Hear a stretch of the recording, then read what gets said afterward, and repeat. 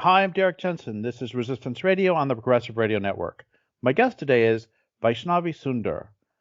She's a self-taught filmmaker, writer, and grassroots activist. She's from Chennai, the south of India. Her last film, well, her next to last film, But What Was She Wearing, gave her the title of Cancelled Feminist. Even though that is India's only film on the topic that covered voices from women across caste, class, religion, and religious differences, it was canceled on the basis of Vaishnavi's political opinion that men shouldn't be in women's sex-segregated safe spaces. When she's not filming or writing scathing rebuttals to liberal feminist drivel, she's busy logging all things WTF on her new vlog channel on YouTube. Her most recent film, released January 29, is called Dysphoric. So thank you for our previous interview, and thank you for your work in the world, and thank you for being on the program again. Thanks for having me, Derek. It's a pleasure. So let's talk about your new film. Tell us what it's about, how it came to be, and so on. Yes. So my latest film is called Dysphoric, Fleeing Womanhood Like a House on Fire. I have been working on this project for about 11 months, close to a year. And the previous film's cancellation brought about the idea of making this new film. When the previous film was cancelled, I noticed that there was a lot of pile-on social media, a lot of trolling, things that people like you and I are absolutely familiar with. But something unique happened where I noticed that people in India were doing something very similar to what happens in the West, or what happens to the cancelled feminists in the West. So I observed, and I sort of was intrigued that there could be this whole transgender phenomenon catching up over here, and I wanted to just explore how deep it is. And as I was researching, I understood that it was in fact quite prominent over here, popular over here. Young children were very interested in taking on this, queer identity and non-binary and fluid and all of those things with this sort of a added social media mileage where they would talk about it and say how they were so scared to come out as queer, but this is just basically heterosexual people, most of them. Some of them lesbians also, but you don't call yourself lesbian anymore. It's not cool. It's too vanilla. So you call yourself queer. So that's what happened. And these are people even who used to be friends and who are very openly in homosexual relationships, but they never identify with the term lesbian these days. So that interested me in researching more. And because of the way the reactions were similar to what happens in the US, UK, etc., I wanted to juxtapose the situation in US and UK and sort of bring it home by saying that in about 5 or 6 years, things are going to get as bad in India as it is in the US. So the exploration began there, and I started interviewing people mostly from US, UK, and Australia. And these are people like endocrinologists, psychotherapists, detransitioners, transitioners, feminists, academicians, sociologists, all of them. So I wanted to give it a very robust sort of a 360-degree view to what's going on. And with my own personal experience of experiencing dysphoria of some kind as a child, I brought it back to India and to the global South countries, where I expressed my deep-rooted fear about how this is taking over women and girls. It will take over women and girls in a very short period of time in India as well. So that's basically how it started.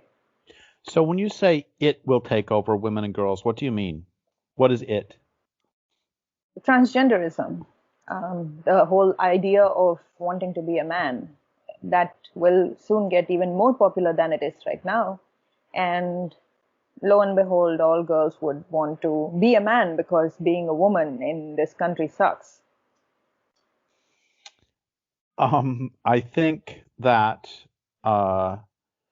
that may be self-evident to many people, but there may be many people to whom it is not, especially people who have not seen your earlier films.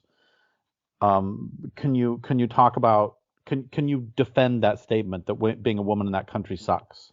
Oh, gladly.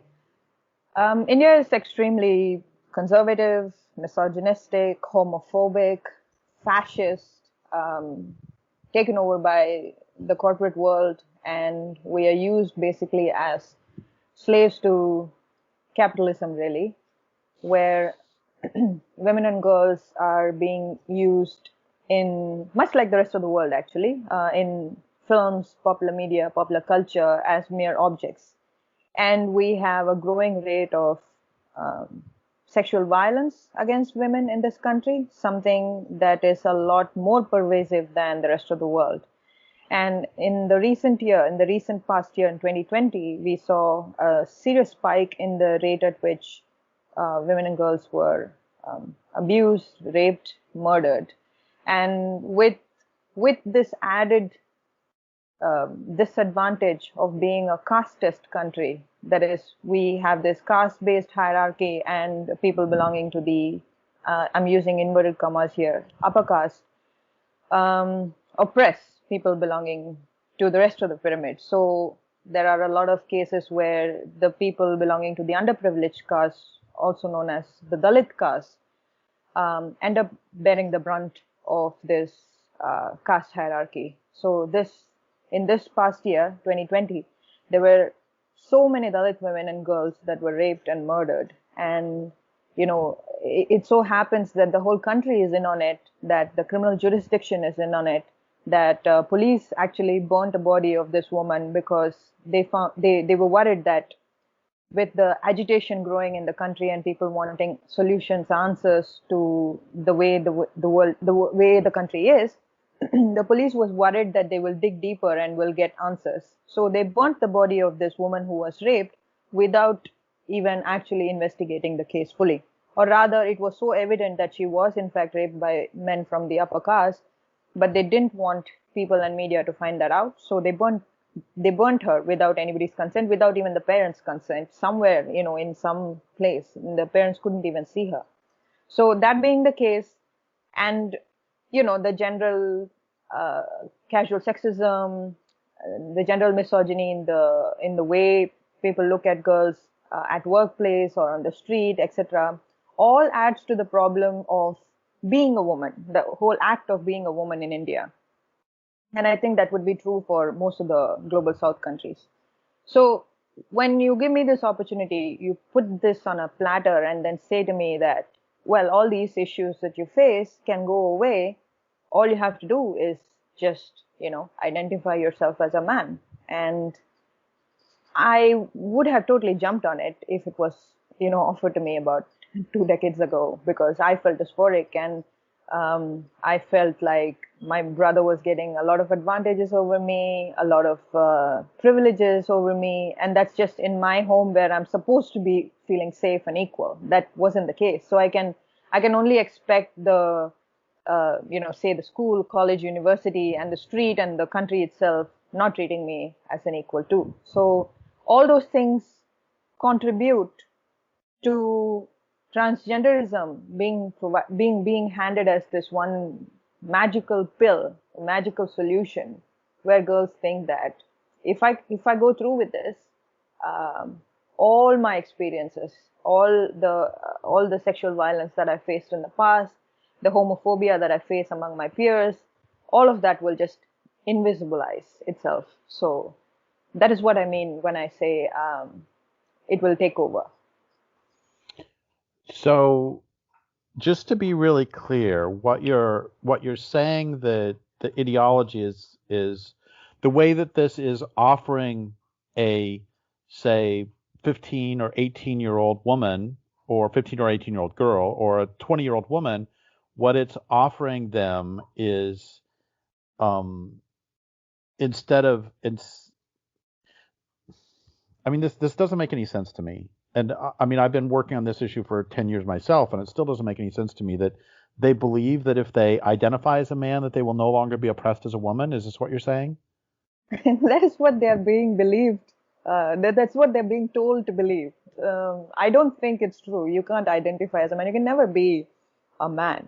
That's not going to happen. But I think, in a country that largely banks on these stereotypes, these exterior presentations of male and female.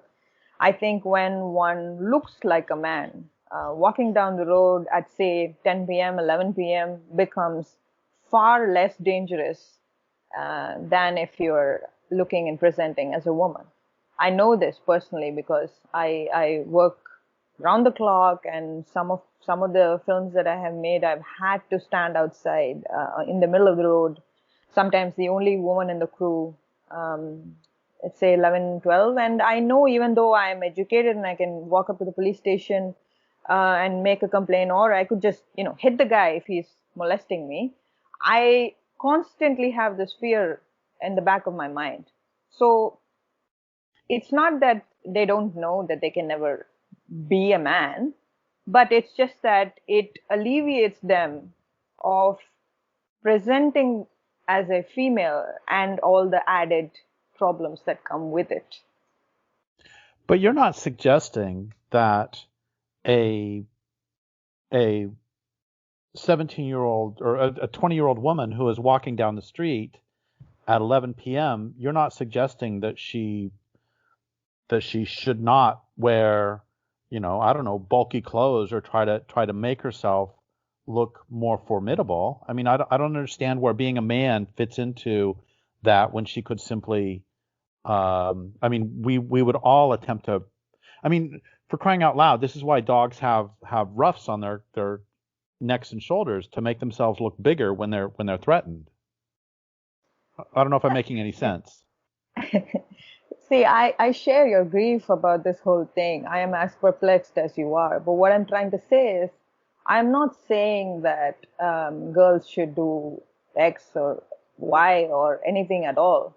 I'm saying this is what happens. I know so many people who have things that they do when they leave the house. Okay, in India, it's something that every Indian woman will identify. It could be something as simple as remembering to wear something that doesn't call attention to her breast. This is something we all do. Like if you're wearing a backpack, sometimes if you're going through a crowded street, we turn the backpack around and put it in front of us. Okay? If I did that, every woman on that street will get a warning. They'll all probably do that too. It's not a spoken thing. It's understood. Everybody realizes that if that girl is doing something like that, then that means that she's been on this road before and it's not safe. Maybe I should do it too, because somebody might just in broad daylight come and grab at my breast, and that happened just last week. A friend of mine, we were trying to help a few cops locate this guy who wasn't even wearing a helmet in the middle of the road, grabbed at this woman who he observed was actually pregnant, so he knew that she won't chase after him. He went past her, turned his bike around, went close to her, grabbed her breast. This is in broad daylight. Now, assuming that this girl wasn't pregnant, wasn't wearing those clothes that make her look like a woman, maybe she wouldn't be groped. So people kind of get crazy ideas in their head, because if I'm getting out of the house at that time, I'm thinking, God, I just want to go get this work done and come back without some asshole coming and touching me, or some man coming and giving me grief. If this can do that, I'll take it up, because I'm tired of fighting every day. So some days you fight, some days you just want to go get the job done and come back. So I'm not advising anything. I'm not suggesting that women should do or shouldn't do. In fact, if anything, I'm saying women should stop caring about it. Women should give it back. Women should fight back. That's what I'm saying. That's what I do. That's what, even though I'm terrified at the prospect of, say, 3 men overpowering me in the road, which has happened many times because I travel late in the night. It terrifies me. But I still wouldn't suggest that they should become a man to change that. What they should do is they should stop men from doing this. That's what I'm saying, if that makes sense. Absolutely. Absolutely.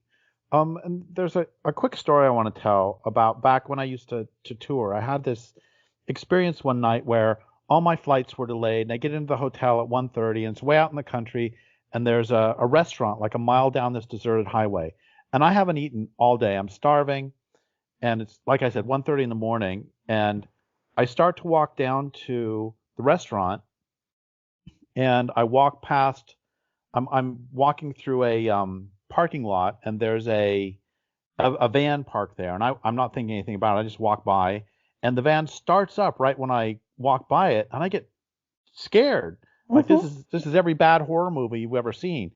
And so when I would then later tell that story at my talks, and I would stop right there, and I would say, women in the audience, at this point, having been scared like that, would you continue to walk to the restaurant that's another mile away, or would you go back to your hotel room? And they would all go, "Are you crazy? I never would have left my hotel room at 1:30 in the morning Yep. to walk to." And my point is that was just a really good example of, this is an overused phrase, but it's a really good example of male privilege, because I'm hungry and I didn't think anything at all about walking a mile and a half along a deserted highway until I had, until a van started up right next to me. And then I had a scare for like 5 seconds, like, oh, well, that was fine. I probably just, scared a couple kids making out or something. And then I walked and got my hamburger. And Yeah, and we never get our hamburger. We stay hungry the whole night. exactly. And Yeah. all the women, I mean, I would tell that story, every single woman in the audience would just laugh. Yeah, it's funny because we don't recognize that. We don't understand that. We would never get out of the house or the hotel room at 1:30. I'll tell you something. I've traveled by train a lot for work, for film work and everything, sometimes all by myself. Most of my work I travel by myself. So when I'm in the train and it's a regular train, there are all kinds of people in it. It'll be late in the night, the lights will be out. I have to pee, but I will not get up and go to the toilet. I will just sit there. It doesn't matter the next morning if I get UTI. I will stay in my place because if I get up and some man spots that I am a woman, maybe he'll come, he'll figure out I'm by myself, maybe he'll grope me, maybe he'll rape me, maybe he'll take my things away. I don't know. I will never call for attention towards myself in a public space like this. It is foolish to be brave and be all, because I know what the consequences can be. So at that time you have to kind of choose to fight, fly, flee, or just stay put somewhere. It happens. So it sounds like one of the things that you're suggesting is that, and we're talking specifically about um, women who are identifying as transgender. We're not talking about men who are identifying as transgender, right? Yes, we're only talking about women here. Yes. Okay. So one of the things it sounds like you're saying is um, that you believe that women identifying as transgender is in part a response to, I mean, you said it explicitly that because life is really, I mean, you said sucks. So life is made difficult for women by men, and that this is one way out. Is this am I hearing you correctly? You are. And if you are a homosexual, I think the only way you can be with the one that you love is by transitioning. Because in 2018, just so recently, homosexuality was decriminalized just in 2018. But that still does not allow gay marriages. People are still fighting for it. Well, I think they should be fighting for that but they are fighting for trans rights right now. But anyway, that's another story. But because two women cannot marry each other, one of them transitions and get a certificate that they're in fact men, and then they can now be in a heterosexual marriage because that's somehow permissible. There is no legal framework for two people belonging to the same sex to be married, because in India, marriage laws are sort of set out per religion. So there's a Hindu Marriage Act and things like that. And then those that don't fit into those specific acts come under the Special Marriage Act. The Special Marriage Act, the legal term for two people getting married is a man and a woman. There is the problem. So there is this rampant misogyny that draws people, that lures people into wanting to be a man, and then there is this deep-rooted homophobia which doesn't let two people in love to be in a relationship with each other, be married to each other. And we, as much as I don't think marriage is a stupid institution, it benefits nobody, definitely not women. I still think it's a right that one has to have to be able to choose whether or not to use it. So I am too fighting for gay marriage rights so that they don't have to put themselves through this extreme medical procedure. There is public evidence of things like this because in one of the it's called CISF. I forget what it's called. It's one of the subdivision of the Indian Army where people are trained to do combat work and things like that. In that, there is this woman who comes out as trans man, and the organization puts her through strenuous bodily, extreme measures to find out if she is fit enough to be a man.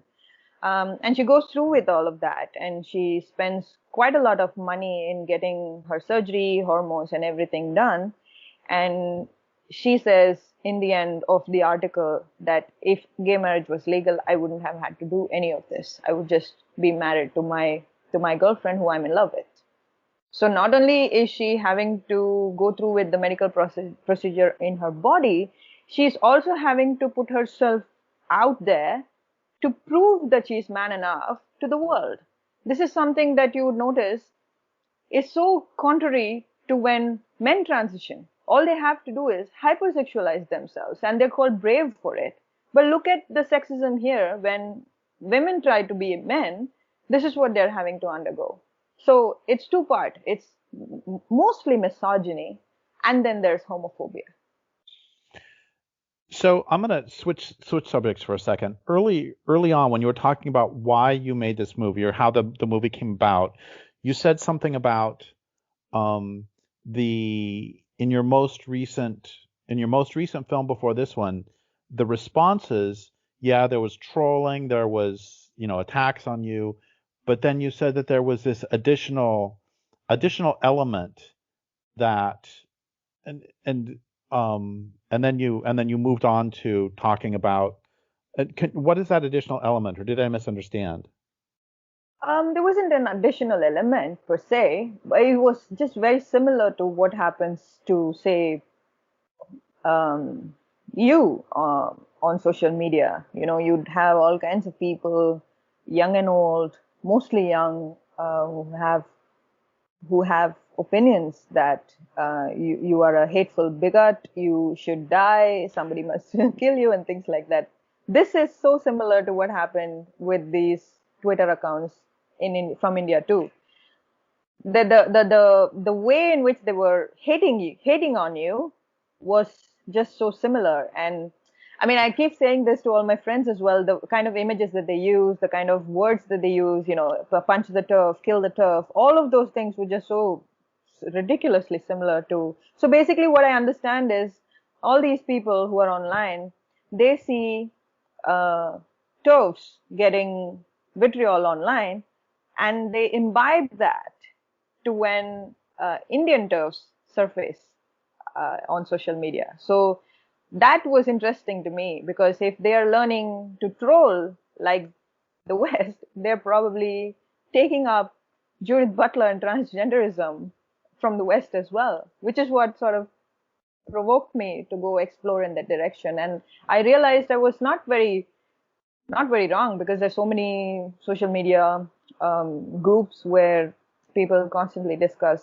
double mastectomy, which gender therapist to go to so you can get a letter easily, which endocrinologist will do surgery for cheaper. All those things are happening in India as well, and I realized that a little later. But the way in which they were trolling, the similarities of the trolling language, all of that was interesting to me. So I think that's what I meant back when I said this additional element. That makes a lot of sense. Thank you. So I'm really interested. Um, what did when you talked to endocrinologists? What was your take home point from that you learned from them and that you put into your film? Sure. What I learned is everybody maintaining that there is no evidence to support that if you go through with the cross-sex hormones, puberty blockers, and later on surgery, that somehow your gender dysphoria will go away. There's no proof to that. There isn't enough study to back that up. What I also learned is there's often this misconception that if you transition as a man, the chances of your, say, heart-related issues, kidney, liver-related issues will be as severe as that of a man. But that's not true. It is a lot more than that.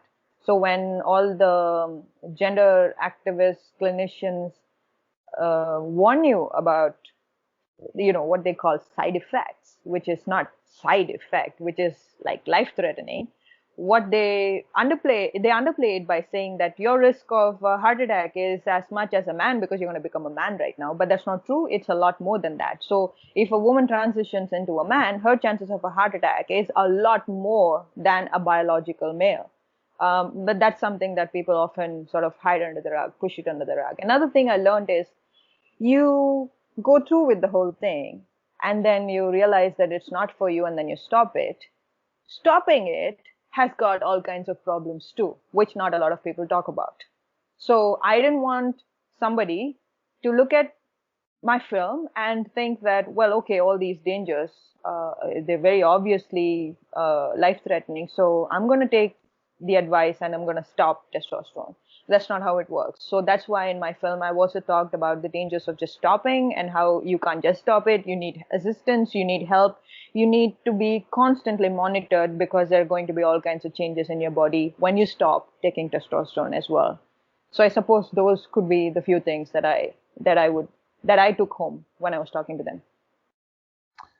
So the California insurance commissioner a couple months ago said that redefined healthy, normal women's breasts as abnormal growths on a man's chest, so that insurance would cover removing the healthy breasts of girls. And recently, well, okay, so respond to that, and then I want to bring up something else that happened in the United States. Go ahead. Right. It's absurd. Obviously, it's absurd. It's not abnormal. It's perfectly normal for girls to have breasts, and girls do have breasts. And but when these people use words like this, it's very obvious what their motive is. The motive is money. And by saying it like this, they're sort of reinforcing those ideas into the little gullible children's heads as well, that they believe that whatever is on their body is actually abnormal because they're supposed to be a man, and therefore whatever makes them a woman is wrong and has to go away.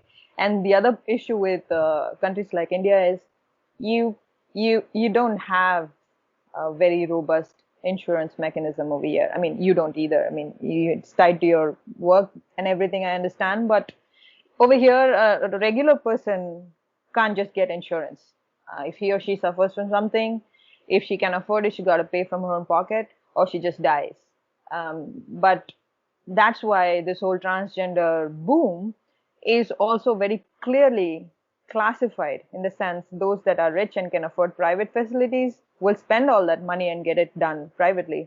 But those that cannot will resort to, dark alley surgeries, or the surgeries that now the transgender right bill, that act that got passed, has made it mandatory for a state to offer free sex reassignment surgeries in every government hospital. So they'll probably go there. And we don't know the experience of these clinicians. We don't know if they truly care, whether there will be support afterwards. If there is a botched up surgery, is there any record of the number of girls that are having botched up surgeries? So basically, it's a complete black hole there. We have no idea what's going on. So a few days ago in the United States, a senator was questioning a Biden appointee for assistant secretary and for Department of Health, and it's a man who identifies as transgender, and Biden asked the person if he thought that, I don't remember his exact question, but basically he was talking about the sexual mutilation. And um, a lot of the pro-trans organizations and Democratic Party got very upset at this and said, how dare he call sex reassignment surgery or gender affirmation surgery or whatever they call it on that side, how dare he call that genital mutilation? And I got into an argument with someone because I said it is actually the definition of mutilation. I mean, Yeah. it's just in a value neutral sense. I mean, open heart surgery, they open your chest and do heart surgery. It's just value neutral. Yeah. Yeah. Hip replacement, they just replace a hip. It's and so in this case, it would be genital removal, genital mutilation. I mean, it's not. They don't. If you get away from the propaganda. Anyway, the point is, I got in this argument with this guy who was arguing that it is not genital mutilation because what they're doing is repairing flawed genital. He said that this is what he said, that they're actually repairing flawed genitals because your genitals are flawed because they are wrong for your body and they're actually repairing. So it should be, according to him, it should be actually be genital repair service or something. And that I, I don't know. I mean, the reason I'm stammering, and then I'll just shut up and let you go on about your movie, is that it horrifies me what you just said a moment ago about all these hospitals are being set up.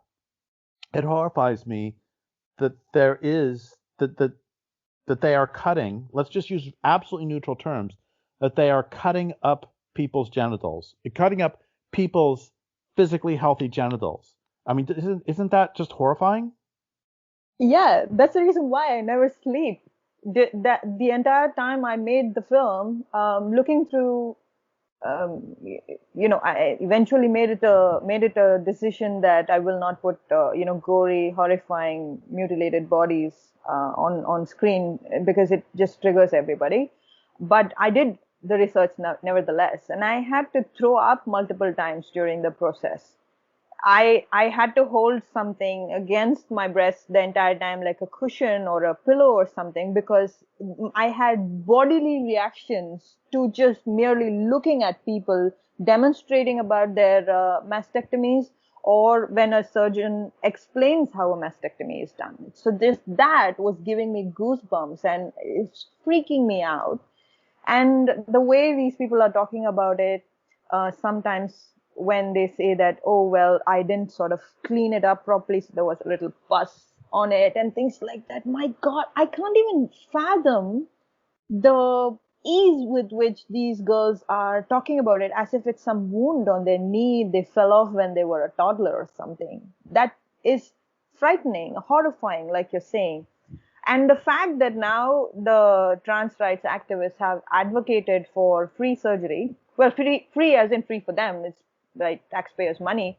When they talk about that, there is another aspect that we don't realize is um, in India, even though you're 18 or something, sometimes you don't exactly become an adult. You're still, in the under the wings of your family and things like that. But right now, by allowing this, basically what they've done is they've let young girls to go to a state-run hospital by themselves, and now they are equipped with all kinds of ideas on social media. So they go to a gender therapist and they get that letter that they need, and they can very well just get the surgery done. And most of these girls, if they're homosexuals, they're never accepted in their families anyway. So some of them might run away. There is no way for us, even if there is this mechanism and they're gonna go ahead and do it anyway, there is no mechanism to care for them afterwards. So what worries me is not that there is this propaganda and everybody's getting lured into it. What worries me is there is going to be an enormous amount of people with botched up bodies later on.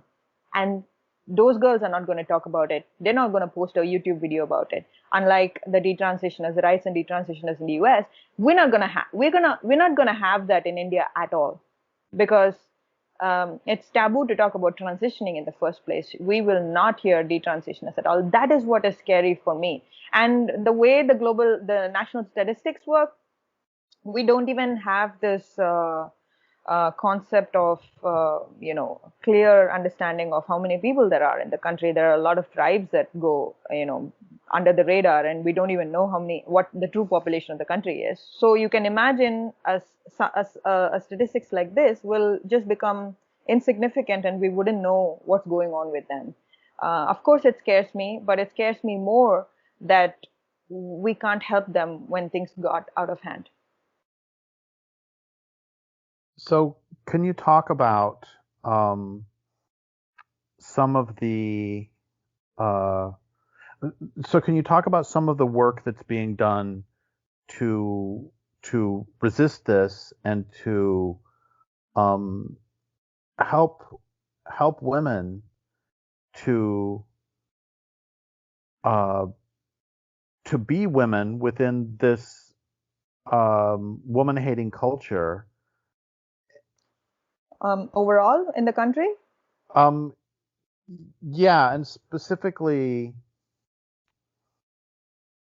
well, I guess the question is, and we still have, 11 or 12 minutes, so it's not time to wrap up yet, but I really want to ask, what do we do? That's really what I'm getting at. Oh, well, I went ahead and made a film. And I'm also trying to work with, well, I'll be very honest with you. I'm terrifyingly lonely in this. I'm just this one lone idiot screaming all alone against this ideology. It's just me. And there are probably people who think like me, but can't do anything about it, can't risk their jobs, their academic professions, whatever, whatever it is, the tenure, whatever. I am feeling extremely alone in this battle. And the challenge with telling girls that it is okay to be a woman and it's great to be a woman is a bit hypocritical, because I turn around and ask you, are you fucking kidding me? Because they know it isn't so simple or easy to be a woman in India. So for us to say that, oh, well, you might get raped, but hey, it's great to be a woman. I can't do that. I can't do that with a conscience. It'll prick me. I will not be able to live with myself to just say to a girl that, hey, it's awesome to be a girl. I can't do that. I'll have to make her believe that by setting an example. And that is why I chose to be public, put my face out, put my name out, so that some lone girl, when she sees it, maybe watches my film, she realizes that, oh, well, maybe it's not so bad after all to be a girl or a woman. Maybe there are people like these these kind of people that you can look up to. I don't know. I'm really just punching in the dark here. But other than that, it's March. It's International Working Women's Month, and there are all kinds of what's the word? Superficial events that are going to crop up, and I have said no to two already. There is this notion of womanhood that is just so flawed, that is just playing to patriarchy in India. This whole goddess and Shakti and all that bullshit, where they sort of idolize this female to be divine and some form of ethereal being, and that she has these XYZ qualities and that she should live up to. I'm saying, break the damn mold. You don't have to be a goddess. You don't have to be the other extreme where people call you slut. Find your own gray somewhere. It doesn't work like that. I mean, if anything, this must be fluid. How you can be a woman must be fluid. You can be your own kind of woman, without really worrying about being fit inside some box that some man set up for you. And the way the women sort of uphold it, because that's just how internalized misogyny works. You bargain with patriarchy because you want to be not like other women, or you want to be women that men approve of. So you end up propagating their ideas of what a woman is, and that backfires on us, on youngsters who learn from a very young age. I did. My family would never even imagine saying something like, you can do whatever you want, come back late, we don't care, play as much as you want, play with boys. No, no, no, no, no. They will not do that. They will come looking for me at sunset, drag me back to the house while my brother continues to play. So that's the message I get from such a young age. It's going to take a long time for girls and women to feel like, oh, it's awesome to be a woman. Right now, I'm fearing all this with all this influence from the West, from your country mostly on social media. What's happening is they are becoming less and less of a woman. They're feeling less and less pride about being female. And I'm talking about female in the truest biological sense. And Women's Day has become WOMXN Day. God knows how do you even pronounce that. So we don't have the word, we don't have the identity, and we don't even have a place in this world for ourselves. So how do I go ahead and tell a girl that, hey, it's great to be a girl? I cannot. I'm trying to, but I find myself to be a colossal hypocrite in saying that to a young girl that, it sucks, but hey, it's great. I can't do that. I don't know. It's a long-winded answer to your really simple question. I don't know. But I'm trying. I'm really trying to change things with my advocacy through films, through my writing. I'm trying to set up meetings with politicians locally to see if I can go talk to them, change the way the word gender and sex is conflated. I'm trying to work with, after this film, something amazing happened where some psychotherapists from the US got in touch because they suddenly experiencing a lot of new client requests from Indian parents about their ROGD children, which was interesting. So I had a conversation with them. I'm trying to see if I can set up some form of training program for therapists over here so they can challenge this ideology and not just, immediately affirm. So all those things are in the works. But to be very honest with you, I'm not like a hopeful, positive kind of person. I'm a very practical person. I think the things are going to get absolutely bad before it achieves if it regresses to some form of average. And I think we're not even in the beginning of that bad stage yet. So, yeah, I agree. And something you brought up a couple times that I just think is really interesting and horrifying is that you said that one of the reasons you feel alone is because a lot of people are not speaking out, and you are speaking out, and thank you for speaking out. But some people might be afraid of losing their jobs. And I just find it absolutely extraordinary that there are many things. I just find it extraordinary that people have to worry about their jobs for saying that males aren't women and females aren't men, and that woman equals adult human female, and that a woman can be in the special forces. I mean, that's great. A woman can. I guess it's great that a woman can learn how to kill like a man kills. It's like that. You know what I mean with that. It's extraordinary to me that people, and this happens. There are so many people who in private will say, "Oh God, this is great. This is so great that you're saying this stuff, Derrick." And well, like, so stand with me. And they're like, "I don't want to lose my job." And it's extraordinary to me that I'm getting at the the fact that we have to worry about our livelihoods. I lost publishers over this. Yeah, And yeah. that just I find extraordinary because I've written about blowing up dams, I've written about taking down civilization, I've written about all sorts of stuff that I was expecting like the publishers say, no, we're not going to say that. And all that stuff, nobody cared. I know nobody protested. I would go do my talks and there would be people in the audience and nobody cares at all. But if you say that female equals adult human, I'm sorry, woman equals adult human female, all of a sudden everybody wants to kill you. Oh yeah, yeah. They've got a bounty set up on your head. So I wasn't. So can you help me understand that? Well, I wish I could, but my only understanding of this um, is just that there is no explanation to it. It's a propaganda. It's just gotten extremely intelligent people um, to come together and plan for a very dystopic um, inhuman future. And the way they have approached this is by latching on to institutions that do the job for them. They are their foot soldiers.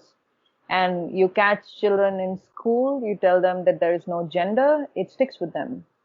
I know, I kind of remember things that I learned in primary school. So if somebody had taught me there are no genders, it's a fascinating topic. It's going to stick with me. So later on, when somebody says you're a girl, you shouldn't do it, I will say, no, there are no genders. I'm not a girl. I will use it to my advantage. So it works in their favor for girls, especially because they are just so oppressed in a country like this. So they'll use it to their advantage, and organization institutions are using it as a bait to lure them in, to make them stick with their ideology, make sure they follow it all the way up to making shit tons of money for private hospitals and all these people who are propagating, porn, prostitution, and gender identity, whatever, all of those people.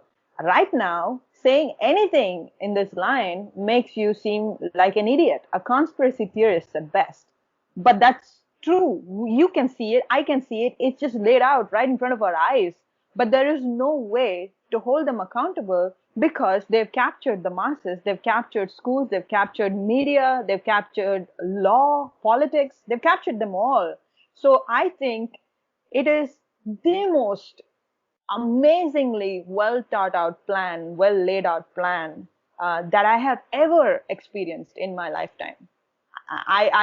I'm sometimes I wake up in the morning and I just scroll through my Twitter just in bed, and I'm thinking I'm going to throw this phone and then just sleep forever and not wake up at all. So I share your grief in this uncertainty, this absurdity. But I don't know, Derek. It just seems like we're not going to see anything change in our lifetime at all, unfortunately. Well, I'll tell you, we've got like 3 or 4 minutes left, and I want to say something that I think is positive. We don't have to end on a positive note by any means, but I do want to say one thing positive, which is that a friend of mine always says that lies are really expensive to maintain, which is why they have to repeat them over and over. And I know, I didn't used to understand this issue at all, and after I understood it a little bit, one of the things that really blew me away and really helped me, as they say, peak trans. One of the things that helped me peak trans was just some random person on the internet was a woman, was fighting with these guys, and she just said, "So please define woman." That was her And they question. couldn't. They can't. They will not. Not only could they not, but they immediately told her to die. They threatened to rape her. They threatened all sorts of horrible things. And I was a real newbie on this issue at that time, and I thought, hey, that's a really good question. We're all discussing womanhood and who should be in a woman's space, and we're discussing. So, of course, let's define our terms. Just like if you're going to define illegal parking, or if you're going to define a filmmaker, those words have definitions. So why would you threaten to kill somebody for asking that question? So my point is, I think that one of the reasons they have to shout us down all the time or shut us down is because they don't really have arguments. They don't. And so I think that's a good thing, is if you can lay out arguments, as you've done so well and you continue to do so well, I think that I think people will hear it. I hope so. I mean, hope so. It's it's a vague word, but I want people to see the merit in our arguments. But that is if they are willing to engage with us, right? I know so many people who refuse to watch my film. When my friends shared it with their friends, they said, "Oh, she's made it. I'm not going to watch it." So this is this fear by association, I guess, that by watching this film, somehow if it would taint their liberal ideology, that they would somehow not be liberal enough, woke enough, what would happen then? How will they fit in? How will they live their life? Things like that. So they don't want to associate with people like me. But I want that to change, which is why the film's been made from a very, very empathetic, compassionate perspective where I haven't vilified anybody at all. If anything, if somebody did watch the film, I do have a strong feeling that they will have a change of heart. Right now, the only negative remarks that I have gotten about the film is about the poster and this girl looking a little weird, and that somehow I'm portraying trans people in a bad light. Nothing about the content. I mean, that says something, right? So yeah. So two questions to end here. Three questions to end here. One, is there anything else you want to say about the film? Two, how do people watch the film? And three, I'm hoping that both through the film and through this interview and through all other means that you can find more allies. So how could people who want to ally with you um, do so? So those are the Sure. three questions. Sure. About the film, there isn't really much to say. I just poured my life into this project, and it's basically the answer to every question everybody has asked me in this span of time ever since I've been public. I've been cancelled. So I was tired of answering, I was tired of arguing, so I went ahead and made this film. I want people to watch it. It's available on YouTube for free in my YouTube channel, my film's YouTube channel, Lime Soda Films. It's surprisingly still there. I don't know for how long it will be there, but it's there. It's free to watch. It's free to download. You can basically do whatever it is that you want to do with it. Screen it to your friends, screen it to your book club, screen it at your school, college. I don't care. Just use it. And the Wait. way, Can you yeah, say can you spell your YouTube channel? Lime Soda Films, LIMESODA Films. Okay, great. Yeah. Um, I mean, it's all there, and they want to watch it, they can watch it, screen it wherever they want. If they want me to speak anywhere, I would love to. Just like the conversation we're having right now, I want to have more of these. I mean, and if there are people that are listening who can provide me with a platform like this to speak about things that are happening in India, I want to be able to do that, because most of the narrative right now regarding transgenderism is which rightly so is dominated by what's happening in global north. And I want to reiterate that it's catching up, and it's actually a much more devious and sinister plan with global south, because the neglect of the girls is far worse than it is in the west or in the global north. And I want to be able to speak about the dangers of what's waiting for girls over here in as many platforms as I can, be it your YouTube channel, be it your podcast, be it anywhere, just in Facebook Messenger for all I care. I want to talk about it. I want to talk about it. I want to keep talking about it. That's what I want to do for the next few months until I can actually go beyond just making the film and sort of do some on ground changes as well. Well, thank you so much for all of that, and thank you for your wonderful work in the world. And I would like to thank listeners for listening. My guest today has been Vaishnavi Sundar. This is Derrick Jensen for Resistance Radio on the Progressive Radio Network.